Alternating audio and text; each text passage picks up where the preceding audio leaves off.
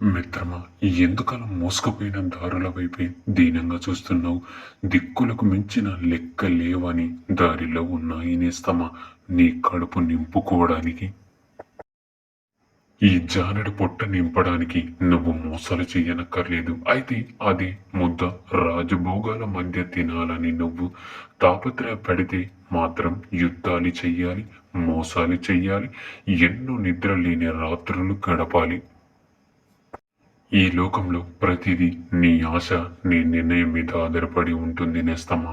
ఇవన్నీ వదిలేసి అలా మూతబడిన తలుపుల వైపే దీనంగా చూస్తూ కూర్చొని ఉండిపోతే ఎలా? ఇప్పుడు నువ్వు అనుభవించే ఈ కొద్దిపాటి ఆనందాన్ని కూడా కోల్పోతావు. గుర్తుంచుకొనేస్తమా.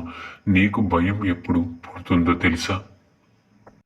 నీ చుట్టూ ఉన్న దారులన్నీ మోసుకుపోయినప్పుడు పుడుతుంది. నీకంటూ ఎవరు లేనప్పుడు భయం మొదలవుతుంది. ఎటు చూసినా దిక్కు తోచనప్పుడు భయం మన వెంట పడుతుంది. ఆ భయానికి కారణం నీ మీద నీకు నమ్మకం లేకపోవడం. నేనొక్కడినే అయిపోయానని ఆందోళన పెంచుకోవడం.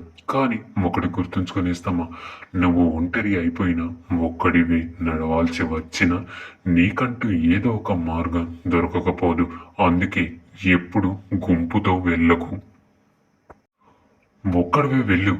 ఎవరో వస్తారని, తోడు లేకపోతే ఎలా అని ఆలోచనలు ఉంటే వాటిని ఈ క్షణమే చంపేనేస్తామా. వెళ్ళు, ఒంటరిగా వెళ్ళు విజయం వైపు. మిత్రమా, ప్రతిరోజు నీది కాకపోవచ్చు, కానీ నీకంటూ ఒక రోజు ఖచ్చితంగా వచ్చి తీరుతుంది. ఎందుకంటే ఇక్కడ ఏది ఎవరికి శాశ్వతంగా రాసిపెట్టి ఉండదు. ఎదురు చూడడం కాదు, ఎదురు వెళ్ళటం అలవాటు చేసుకొనేస్తామా. అప్పుడు అన్నీ కాబట్టి పుంజుకోవడం ఎలా అని ఆలోచన నీ మదిలో మొదలవుతూనే ఉండాలి. లేకపోతే అలసిపోయిన చోటే ఆగిపోతావు, కూలబడిపోతావు. గుర్తుపెట్టుకొనేస్తామా మిత్రమా. డబ్బులు లేకపోతే ఇక్కడ ఎవరు నీ మాట వినరు. నువ్వు ఎంత గొప్ప పురాణం చెప్పినా నీ మాటలు ఎవ్వరు పట్టించుకోరు. అదే నువ్వు సాయంత్రం ఒక 5 స్టార్ హోటల్లో పార్టీ పెట్టి ఓ రేంజ్లో దావతీస్తే మాత్రం నువ్వు ఎన్ని కబుర్లు చెప్పినా చప్పట్లు కొడుతూనే ఉంటారు. ఇక్కడ నీకు నీ మాటకు విలువనిచ్చేలా చేసేది డబ్బేనేస్తామా. ఆ డబ్బు నీ దగ్గర లేనప్పుడు కూడా నీకు విలువ ఇచ్చేది నీ జీవన విధానం.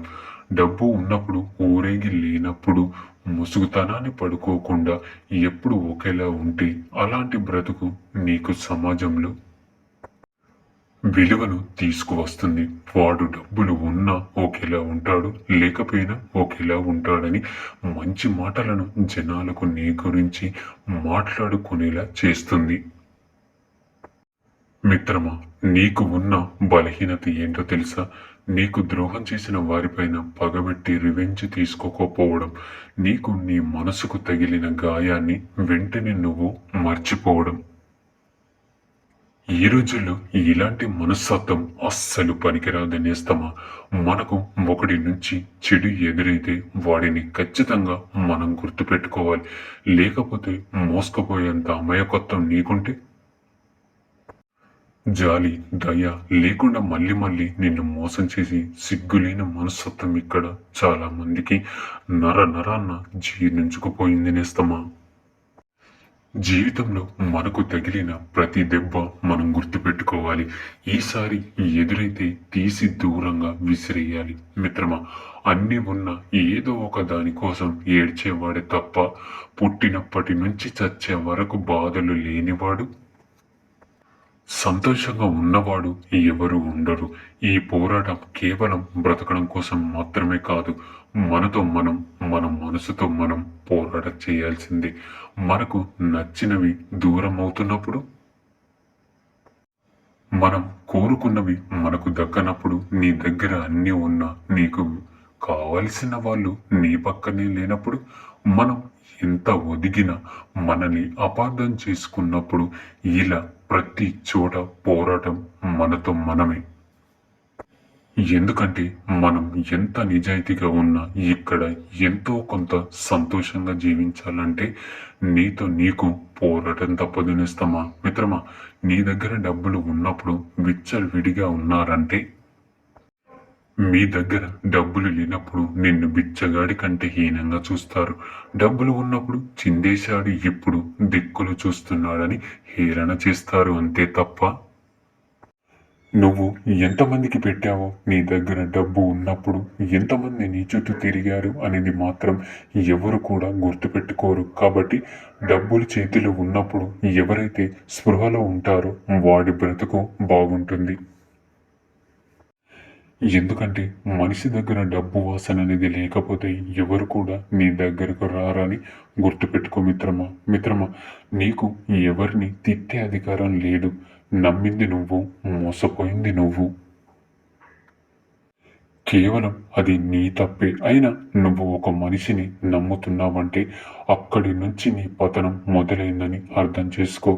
నువ్వు గుడ్డిగా నమ్మడానికి ఎవరు అర్హులు లేరు ఇక్కడ. కేవలం వాళ్ళ అవసరాల కోసం ఎదురు చూసేవారే తప్ప ప్రతి పరిచయం వెనుక, ప్రతి అవసరం వెనుక ఏదో ఒక మోసం ఖచ్చితంగా ఉంటుంది నేస్తమా.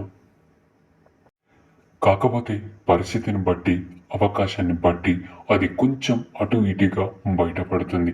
అప్పుడు నీకు అనిపిస్తుంది వాడిని అనవసరంగా నమ్మాను అని. కాబట్టి జీవితంలో ఎవరిని గుడ్డిగా నమ్మొద్దు మిత్రమా. ఒకటి గుర్తుంచుకొనేస్తామా, నిన్ను వాడుకొని వదిలేశారని నువ్వు కుమిలిపోయే బదులు ఇంకొకరి చేతిలో మోసపోకుండా ఉండేందుకు ఎలా బ్రతకాలో నేర్చుకో. నువ్వు నిజాయితీగా లేకపోయినా పర్వాలేదు, కానీ ఎదుటివాడిని నమ్మకుండా ఉండగలిగితే మాత్రం నీ ఇబ్బందులు లేకుండా బ్రతకవచ్చు నేస్తమా. నువ్వు ఎప్పుడైతే మనుషుల మీద నమ్మకాలు పెట్టుకుంటావో సరిగ్గా అప్పుడే నీకు తెలియకుండా నీ వెనకాల గొయ్యి తవ్వడం మొదలు పెడతారు. కాబట్టి ఏదైనా మాట ఇచ్చే ముందు కాస్త ఆలోచించుకో. అలాగే ఈరోజు నువ్వు ఎవరినైనా నమ్మే ముందు రేపు మోసపోవడానికి ఈరోజు సిద్ధంగా ఎలా ఉండాలో ముందుగానే తరువాతను నమ్ము. కాబట్టి జీవితంలో ఎవరిని గుడ్డిగా నమ్మొద్దు నేస్తమా. మిత్రమా, మనం పగబడితే అది ఎదుటివారి అందానికే కాకుండా మన ఎదుగుదలకు ఆద్యం పొయ్యాలి. మనల్ని చులకనగా చేసి చీపురు పుల్లల్లాగా తీసి పడేసిన వారికి మన విలువ ఏంటో తెలిసేలా చేయాలి.